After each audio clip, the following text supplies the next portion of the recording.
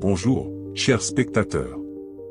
Aujourd'hui, nous plongeons dans l'un des sujets les plus controversés de l'histoire, l'esclavage dans la Bible. Que disent les textes sacrés sur la liberté et l'oppression? Comment reflètent-ils les normes morales de leur époque? Partagez vos réflexions dans les commentaires, et n'oubliez pas de vous abonner à notre chaîne pour ne manquer aucune vidéo importante. Ensemble, essayons de comprendre cette question complexe. Le sujet de l'esclavage dans la Bible a toujours attiré l'attention des chercheurs et soulève de nombreuses questions d'ordre éthique et historique. Les textes bibliques sur l'esclavage reflètent non seulement la réalité historique du Moyen-Orient antique, mais représentent également une tentative de structurer la société sur la base de lois répondant aux besoins sociaux et économiques de l'époque. Divers passages de l'Ancien et du Nouveau Testament discutent de l'esclavage, de ses règles et de ses limites, ce qui a souvent été interprété comme une légitimation de cette pratique.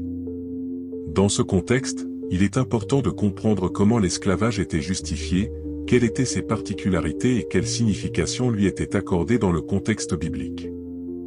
L'esclavage était une pratique répandue dans les sociétés anciennes, et la Bible, en tant qu'assemblage de textes reflétant la vie et l'organisation des peuples du Moyen-Orient, ne pouvait l'ignorer.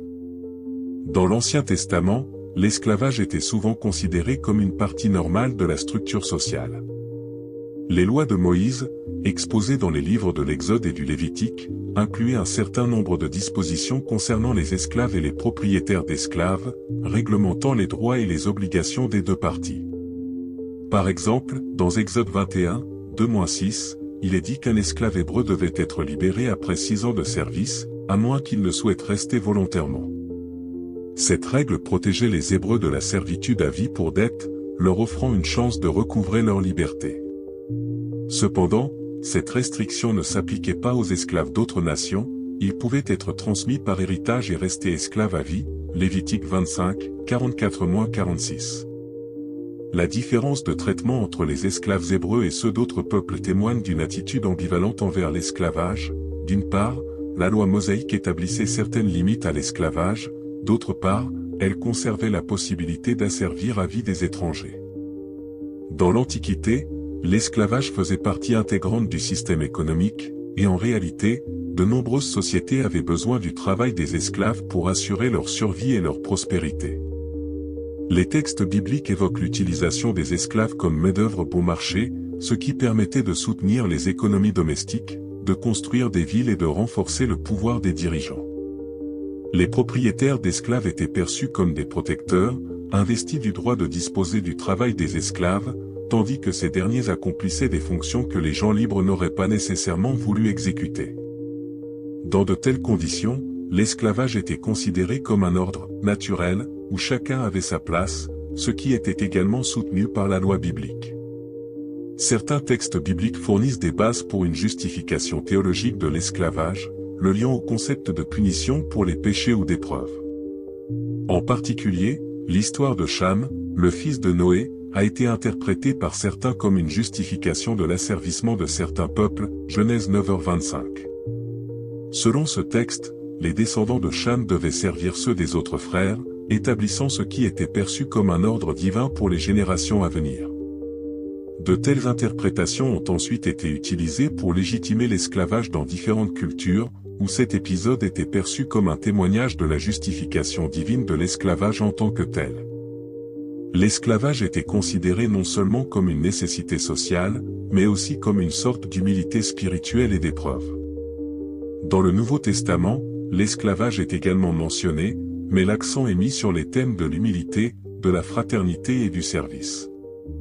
Par exemple, l'apôtre Paul, dans ses lettres, appelle les esclaves à être obéissants envers leur maître, comme à Dieu, Éphésiens 6h5, soulignant l'importance de l'humilité et du service même dans l'asservissement. Paul ne condamne pas directement l'esclavage, mais appelle à la vertu chrétienne et à la bienveillance envers son prochain, ce qui, en principe, pouvait alléger la condition de l'esclave dans la communauté chrétienne. Cependant, en même temps, Paul écrit que « il n'y a ni esclave ni libre, car tous vous êtes un en Christ Jésus » Galates 3h28. Cette affirmation symbolise l'égalité spirituelle de tous les êtres humains, quelle que soit leur situation sociale. Ce principe d'égalité spirituelle est devenu la base des mouvements chrétiens ultérieurs contre l'esclavage, bien que l'esclavage, en tant qu'institution sociale, restait inchangé à cette époque. Au fil des siècles, l'interprétation des textes bibliques sur l'esclavage a évolué.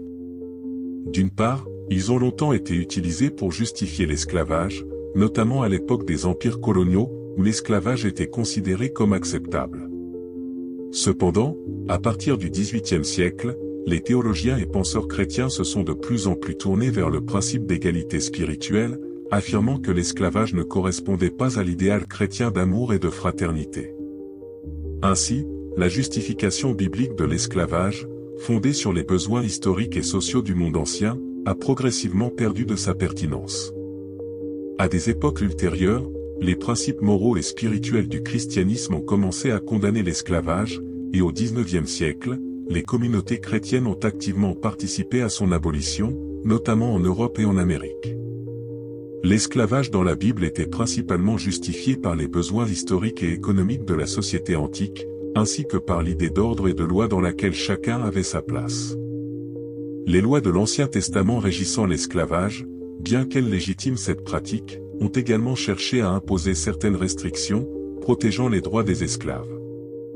Dans le Nouveau Testament, l'esclavage n'est pas non plus directement condamné, mais l'accent mis sur l'égalité spirituelle de tous les êtres humains a jeté les bases d'une condamnation ultérieure de l'esclavage.